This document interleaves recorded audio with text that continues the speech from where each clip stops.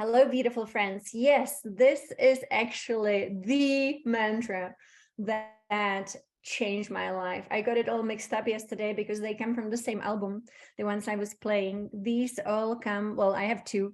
It comes from the Little Bit of Heaven. This is from 1998. Imagine. Yes. And so this is called Om Shrim Maha Lakshmiya. And this mantra is chanted to worship the goddess Lakshmi. But again, I want to say, when you chant this, then something magical will happen. And so there are many different cosmic sounds. And for example, obviously, Om is the sound that is the sound of creation and the mother. Shrim. So there's a lot that can happen. People get awakened into a whole, and this is just one way to spell it. It's Shrim, Shrim, Shrim. And some people just chant Shrim to receive the blessings of the goddess. For example, in the Vidya yoga, where they worship Divine Mother, where they worship the Devi, they Shrim quite a bit. And then Maha, these are very big syllables, these are the sounds. So like I always say, people call Archangel Michael, Michael, but it is Maha El. El, as you know, is always representing the divine source and father in all these big beings like Ra, Fa, El. And so, I personally like to call the angels and archangels by the sound that they make. And so the sound is, of course, Ma, Ha, El, Maha Lakshmi. And so this is the one where my heart just like got healed within, it was chanting for a little bit and suddenly, bam, you are rewired. And we want to be rewired because the rewiring is when we discover the more and more and more within us and this infinite potential. And for example, I wanted to really, make this call different from what we did earlier today, because Divine Mother sometimes has like some information for the earlier call, some information for the later call. And so I just follow her, whatever it is. And she said, today is time to bring in the beloved Lakshmi. And it is an aspect of Divine Mother that I got to meet. And so I can tell you a story, which I love telling. I call it the divine storytelling. And so here is the story of my encounter with the beloved Lakshmi. Should I come closer to the laptop? Let me just lower myself here without lowering my frequency. How is that? Is that good? Okay. Good. Okay, wonderful. And so here we go. I want to say, so when you get to meet Divine Mother and because, we all obviously have the same Divine Mother, but there is a way to meet her. We have to meet her energetically, And so I don't know, I always say how it happened, but all I can tell you what preceded my encounter with Divine Mother, so that in case you want to replicate it. And so it was the day of the solar eclipse, which was in 2017. And many people drove to Oregon, and we couldn't drive all the way up. So we just stayed in California, but we could watch, like it was partial at least. And so my husband and I, we decided that we would drive to a beautiful valley where we could watch the sun. So we drove to Napa Valley, and we got out of the car and we were just standing in the field, and we were just reciting Patricia Cota Robles invocations. And so we are reciting, getting really passionate about it. And so, when you do it from the bottom of your heart and you forget that you exist, you kind of get consumed by all these different invocations. And Patricia that day, she sent like a specific invocation to do for the solstice. So we did that, not solstice, what is it called? Solar eclipse. Solar eclipse. And so we were doing that. And then I had this idea that I would just walk to the trees and I would just anchor the energy into the trees. And so then we drove home, and that night after this, Divine Mother appeared. And this is pretty much wholeheartedly. Thank you, Gina. And so I always think, when you put your heart in it, then the response comes. And so again, unexpected encounter, Divine Mother appears out of the darkness, just like kind of she is here, she's emanating her light. And so I go through a lot with her. And she would then appear every single night, sometimes every single day, sometimes all day long. So it really depended on like where my energy was. And she started teaching me. Sometimes she taught me in my physical body. So I would be like right here, right now. And sometimes she pulled me out of the body and I would travel with her through time and space, different visitations to different, timelines, histories, futures, and so on and so on. And so after all her different tests that I like to speak about, where she always tests your fearlessness, one day I got to see her in a different kind of expression. I still would say just a Divine Mother, and I would not even call it Lakshmi. She didn't call herself Lakshmi, but the thing was, she was working with elephants.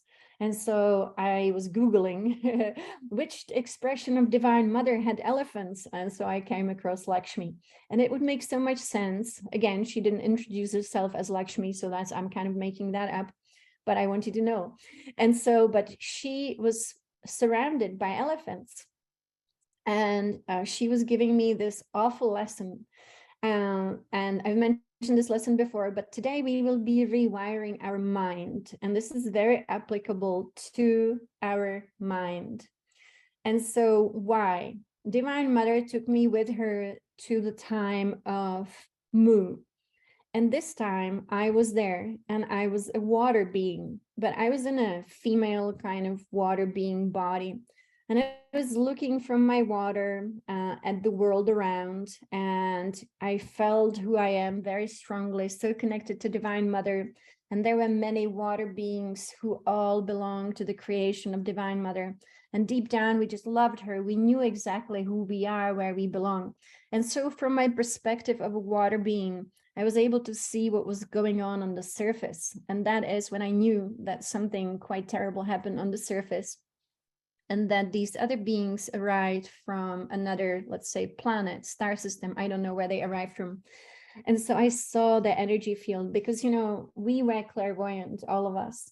It was completely normal for us to see energy because actually creation is energy, and it would be so strange not to see creation as energy. Today that is, we call it a gift, but then everyone had the same ability. And so I'm watching the energy that goes on the surface, and I didn't like it at all. And so Divine Mother gave me this kind of explanation and memory of what happened. And then she pulls me again from the experience, as she likes to do. And she takes me with her to a place where baby elephants are locked up behind a cage, and they all have, the chains to their legs. And so they're suffering. And she just like is instructing me through telepathic communication. And she is telling me, as you witness the suffering of these elephants, I want you to focus on your heart, but not on the sorrow. I want you to focus on new creation. And so this is where I think this is so applicable to what we're going to do today. So she gave me this really, visceral experience of how creation should work in this world. That when we face the suffering of something, someone, the world, something personal, something not personal, but it is here, then it is really important to actually not become part of the suffering, but to go deep, deep into the impossible, which, it seems impossible, but it is possible, into the heart, and become one with the solution. So this is the key, to become one and all with the solution that your heart gives birth to.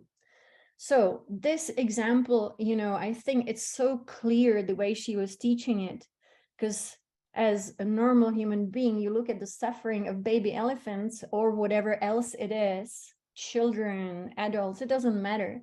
But the first thing that we usually do, we actually become part of the pain, part of the sorrow. We become part of the sadness, don't we? Because that's like more normal these days. But she's saying, no, don't do that. Do actually something completely different. As you see it, be untouched by it, and yet be in your deepest state of compassion. Now that is a whole new story. And I think that's what Uncle Jesus was speaking about, right? Is to be in this world, but untouched by it, but at the same time, be the one who heals humanity, heals all, everything. And again, I don't know much about the stories of Jesus, but for those of you who do know, I would think that from what I know, that is exactly the same principle in application. And that is, you see it, you see the disease, you see the dysfunction, you are the healer who has miracles within you, but the miracle can only be truly accessed if we do what Divine Mother showed me to do, and that is go deep into the oneness of your heart where only healing exists, meaning health, well-being, thriving, the solutions, all the solutions are in the heart, she said. Love, thank you. And then that is what you're going to project onto all situations you are witnessing. And guess what she did then? So I did it. I did what I thought was the impossible thing, So I see the baby elephants, and then she sends me into my heart. She shows me what I need to do, which is immediately access the fullness of the solution, which is love, which is all the good things, without allowing the pain, the suffering to be part of me. And from this fullness, from this wholeness, I conjured up a new reality. In this case, for the baby elephants, it's Divine Mother. She loves her elephants, and so I'm playing with her. Now, what she does, this is the next thing. And this is where I say Lakshmi, because Lakshmi is the goddess of abundance. The thing is that Mother in this form is absolutely the mother of multiplication of all the good things. So I'm standing in front of the cage. I'm conjuring up this new reality for the baby elephants. She looks into my heart, and because she is the multiplier of all the good things, she multiplies the well-being for the baby elephants instantaneously. But because she's a multiplier, not only does she heal and save all the baby elephants in this story, it's a story because she teaches us through stories, just like everyone else in this world, all the mystics and the teachers. And so suddenly the cages disappear, the chains disappear, the wounds disappear, all that was broken is fixed. But now she multiplies it. Not only are there maybe, a small group of baby elephants, she now brings in the force of multiplication. And that means she brings the music. She brings people celebrating the elephants. It was almost like a circus marching down the street, and maybe that's not a good word to use because, circus animals, they suffer too, but actually she brings the magnificence. She brings people singing, she brings people thriving, elephants, people, children running around, music is playing, everybody's super happy. And that was what she did. Now, to me, this is, yes, thank you. Festival, celebration parade. Thank you, guys. You totally see what I saw. So she took that little bit of my heart that I was able to dedicate to this fully, and she multiplied unimaginably with her own imagination. And she turned it into something so much bigger. And so she wanted me to talk about this today. And then she told me she was going to talk about this. One thing that might, yes, thank you, co-creation. Brilliant. I see what's happening here. Divine Mother working through all of us, giving us all the great words to describe her creation.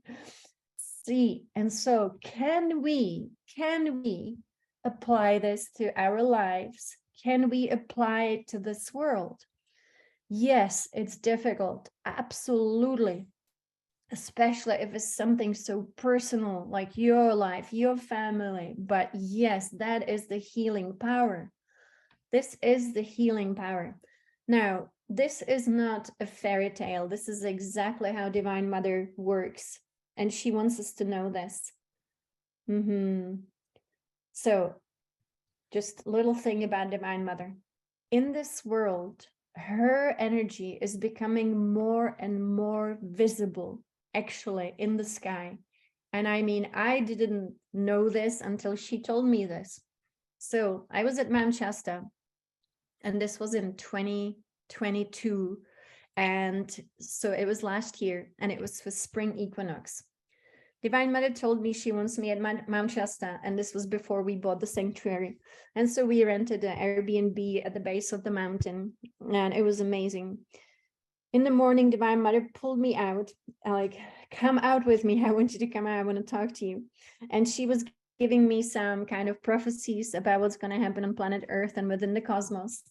And then she says, tell everyone that when they see orangey pink sky, it is my energy. And so in that moment, she turned the entire sky around Mount Shasta orangey pink. Now, normally, you know, people could say, oh, that's Divine Mother. And I would say, yes, that's nice. We all have beautiful, you know, imaginations. But actually, she said it.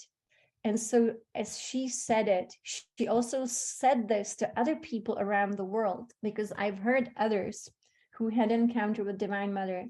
She told them the same thing. And that makes me feel so excited. And so tonight here in Texas, I went outside before this call, and the sky here turned pink at sunset. And so I am so excited every time I see pink and orangey sky, because I know she's looking at us. She's blessing us. She works through the sky. And for example, the sky is her element. It is absolutely her element. As you know, all the elements are her body. When she wants to communicate to us, she communicates number one through nature. And so, you know, the mystics, I always say that, but Saint Francis of Assisi, what did he discover? That nature is always resonating with love when we come into our highest self. And so everyone who opens up the mother within, when she is alive within us, she recognizes it herself. And so then she always communicates. So when you meditate and a hummingbird comes, a little bird comes knocking on the door, you know, whatever animal comes, whatever insect comes, whatever cloud appears where you are that is unusual or beautiful, that is the mother speaking to you. Wow, beautiful picture here in the chat. That's it. Beautiful. That is the mother. And so I want to acknowledge that every time when you see something so beautiful like nature speaking to you, say hi to them. I greet. I was, you know, saying when you see an orb, always say thank you and hello, because you want to acknowledge you've seen it, you understand it's the mother speaking to you, whether it is through nature as physical nature, sky, beam of, you know, like the sun communicates with us all the time. And again, you know, we have to be able to read the codes. And so here it is. Very beautiful, very beautiful. And so when we go into this magical living, it's not always easy, because people around us often, that's it, happy. Another one, that's exactly it. It's also the mother. Very, very beautiful. So, you know, people then say, oh, that's a tree hugger. And I had, you know, some friends in my life, actually one of my best friends that I love so much, but he always thought, and he called me a naive little girl. And I love him. I want to say how it is that sometimes we are called naive when we say trees are consciousness, dragonflies, messengers of Divine Mother. We are not naive. We see, oh, wow, beautiful, the sun creating these geometries. And so sometimes we have to be brave in this world to represent the mother. In a sense, I like that. And so it's very beautiful. And I love the story of Saint Francis. He was really, Yogananda loved him so much. Oh my goodness, you guys have the best pictures of Divine Mother in the sky. That's it. So always worship her, greet her, inhale her. It is her in everything, and that is not an imagination, that is simply divine consciousness. It is the mother within whose body we are, so it would be very strange if she could not communicate with us through her own body and give us these beautiful messages all the time and confirmations that we are incredibly attuned to her and we are loved and she is here with us. Yes, and so today we will be here in the presence of beloved Mother once again, and we will be doing her a great service, and that is this rewiring, the rewiring of the human brain, so that we are not in our distorted thoughts, so that we are not misusing life force, but so that we have divine and sacred thoughts. And Yogananda, for example, he had a recommendation. If the thoughts are not being, if they are not completely masterful, then it's better not to have them and replace them with something like repeating a mantra, repeating some divine name, or just affirming, I am my divine self, my thoughts are divine. I am my divine self, all my thoughts are dissolved in the light of my divine self, and so on and so on. You'll come up with great things to say. But it's really good to have some kind of, snapping out of. I love this. Beautiful. And so let us go into this beautiful meditation with Oren. It's so beautiful looking in the chat, looking at all the pictures you have, all these beautiful skies, because that is an activation. As you know, whatever you look at is somehow activating you, whether it is a picture or it is in nature. And even a picture of nature is very activating. It is like looking at a picture of a saint. And for example, the 33 codes, the cover, to me, I show it to, I always show it to children, because I think children, they will recognize what it is, and all kids love it. It's like, wow, rainbow, that is the mother in the sky. And so she comes in many beautiful forms. And so here we are deprogramming the human mind and embracing the beautiful. So you will notice it was 222 of us here doing this, and on the call before, usually it is 333. And I always love the sense of humor that Divine Mother has when she brings us together and she gives us, the numbers. It is in the numbers, and feel free to leave and don't worry about having to stay to be 222. But the thing is that Divine Mother is mathematical. All of nature is coded. And, we're going to go from the, binary code of zeros and ones. We're going to go into the multitude of codes. And Divine Mother will always send you numbers. It is not, again, imagination. When you ask her a question, she responds. The ancient Taoist mystics, that's what they did. They went outside and they would say, I have a question for you. And they said, Divine Mother, really, I have a question. Cosmic Mother Nature, I have a question. What is the answer? And then they would wait for her to communicate back to them. And they said, if a dog barked, that was her answering. And so they decoded, what did it mean? And sometimes she's very literal, like she plays a song and there you have it, the answer. And it's amazing. We have to open our hearts to receive all that she's given us and to sink from the, distorted mind that tried to be so logical. And we need to go into the magical. And in the magical, we find all the answers. And then it's just magic moving us. And she's so playful. Divine Mother is so playful. And she likes to play with us. And so when you allow her to play with you, she will sing songs to you. She will give you all the abundance. She will even give you lottery numbers. I do have a story, but I'm not going to tell it now. But she gave me lottery numbers. And it was one of those tickets that just kept winning and winning and winning. It was one of those where you pay the same numbers every week. And it was just winning and winning and winning. And, that was Divine Mother with her sense of humor. So she is so playful. And I love this. So the divine self, it is the power within us. And that's the power that every single one of us has in us. So what we're doing here, we are bringing the true power into our lives by living from this light within.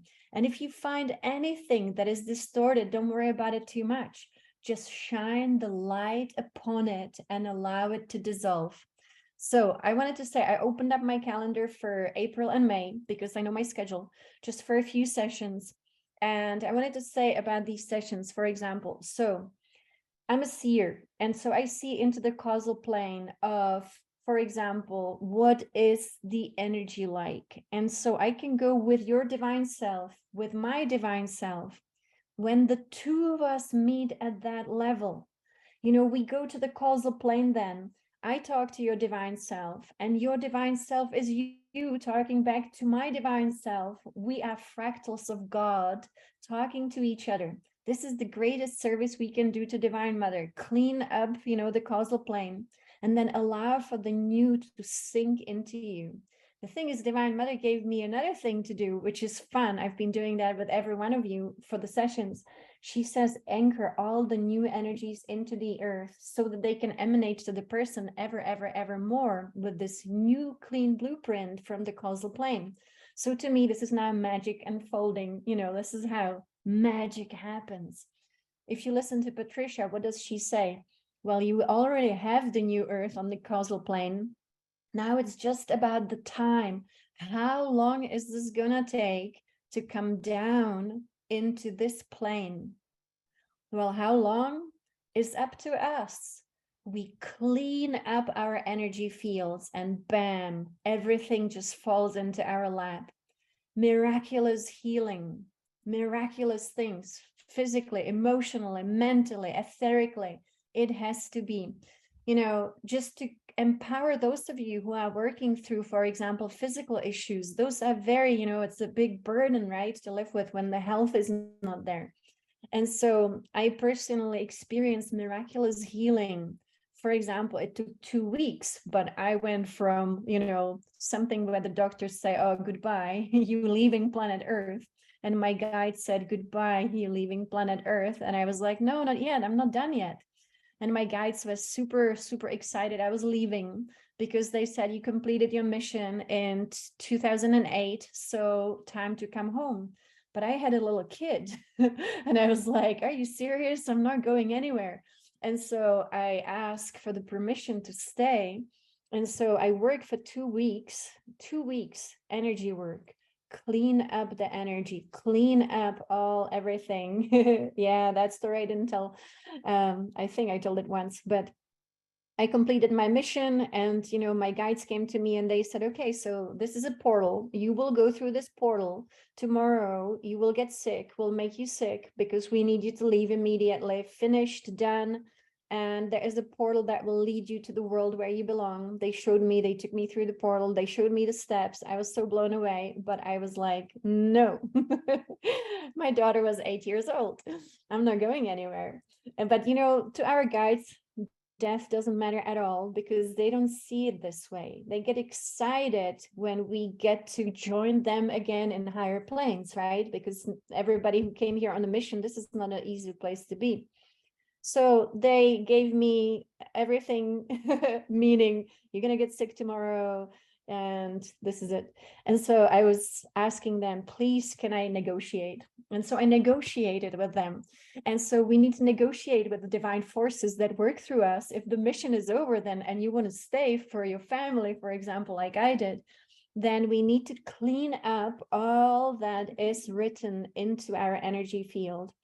And then it takes some time, sometimes days, sometimes months to sink into the physical. For me, it was 2 weeks, which was amazing.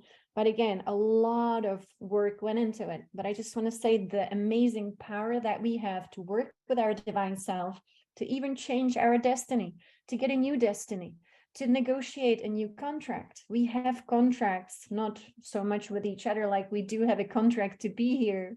And so, yes. Yeah, I'm surprised I was finished. But I was cleaning up an island, which was really important, and it was the island of Cyprus. And so it was really important to the flow of Kundalini and really, the rainbow light within the earth. And so my mission was completed, and that was it. But that is not important here. Important is that the power of the divine self is absolutely incredible. And then all these other beings come and help as well. And for me, it was an archangel who came to me and in the middle of the night and healed me.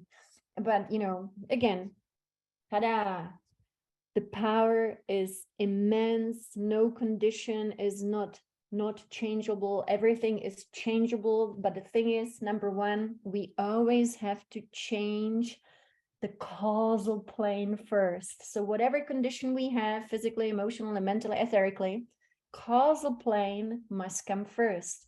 This all is an effect. Absolutely. Always go to the causal plane first, ask for all the assistance you get, clean it up, and then maybe days, maybe hours, maybe instantaneously, you never know, bam, the effect is here. And so pretty incredible. And with that, my friends, tomorrow we'll be meeting at 5 p.m. Pacific, so an hour later than today, and it's going to be back from California. And I'll be meditating tomorrow on the plane for a really long time. So again, if anybody is meditating in the morning, when we usually do our calls, join me. I do recommend one meditation that we did actually in our last lunar cycle, which is really calling me every day now, and that is working with the divine will. And to take the Big Dipper and to go directly to the seventh star. The seventh star of the Big Dipper is now very, very active. And it is working through all of us. But if you can connect consciously, that is pretty incredible. Wonderful. So today, thank you. Great things unfolding here. I posted the new times. It's going to be again 11 a.m. Pacific, 5 p.m. Pacific, 11 a.m. Pacific, 5 p.m. Pacific, but tomorrow only one call at 5 p.m. So thank you so much. So excited to be here with your divine selves on this planet, doing this work and igniting this world and taking everything into harmony like it used to be. So thank you.